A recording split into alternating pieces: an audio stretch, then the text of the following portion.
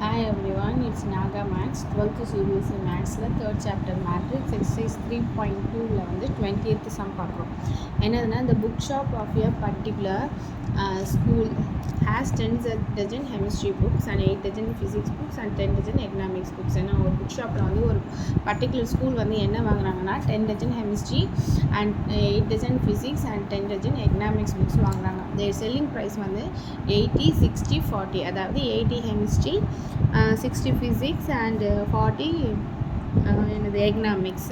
Find the total number of books will receive from the selling all the books with matrix algebra. என்ன புக்லாம் செல் ஆகிருக்கு, எவ்வளோ செல் ஆகிருக்குன்னு சொல்லிட்டு matrix அல்ஜிப்ராவில் நம்மளை கேட்குறாங்க. ஓகேவா, ஃபஸ்ட்டு நம்ம என்னென்ன புக்ஸுன்றதை எழுதிக்கலாம்.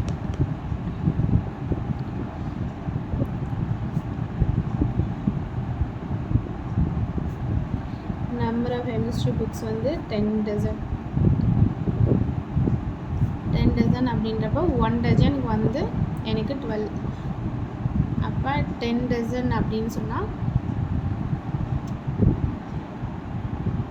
ஈக்குவல் டு 120 புக்ஸ் இருக்கும்.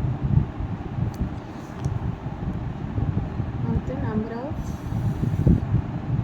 Physics book 8 dozen. 8 12s are 96 books.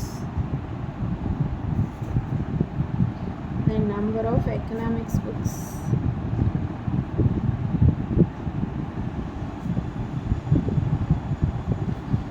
இதுவும் 10 dozen.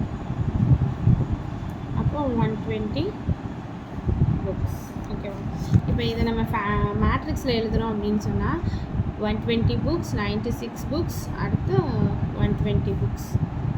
இது வந்து நம்பர் ஆஃப் புக்ஸ். இங்கே வந்து காஸ்ட். அப்போ 80, 60, 40. இப்போ இதை தான் நம்ம என்ன பண்ண போகிறோம், மல்டிப்ளை பண்ண போகிறோம். மல்டிப்ளை பண்ணும்போது என்ன ஆகும், 120 into 80 plus 96 into 60 plus 120 into 14. ஓகேவா, இப்போ 12 into 80ன்றப்ப 8 2 6 9600 plus இது 96 6 are 36 3 9 6 are 9 57. therefore 5760 books. இங்கே வந்து 12 4 2 8 4800. ஓகேவா, இப்போ இது எல்லாமே நம்ம ஆட் பண்ண போகிறோம். ஆட் பண்ணால் லாஸ்ட் டிஜிட் ஃபுல்லாக 0, தென் நெக்ஸ்ட் டிஜிட்டில் வந்து 6, தென் 8, 15 15 + 6 21, 1 மிச்சம் 2, 6 11 20. அப்போ இதுதான் நம்மளோட ருபீஸ், அதாவது 20,160. அப்போ டோட்டல் அமௌண்ட் வந்து என்னது, total amount is equal to rupees 20,160 rupees. ஓகேவா, இந்த சம் உங்களுக்கு புரிஞ்சிருக்கும்னு நினைக்கிறேன். புரிஞ்சிருந்துச்சுன்னா லைக் பண்ணுங்கள், ஷேர் பண்ணுங்கள், சப்ஸ்கிரைப் பண்ணுங்கள். தேங்க்யூ. பாய்.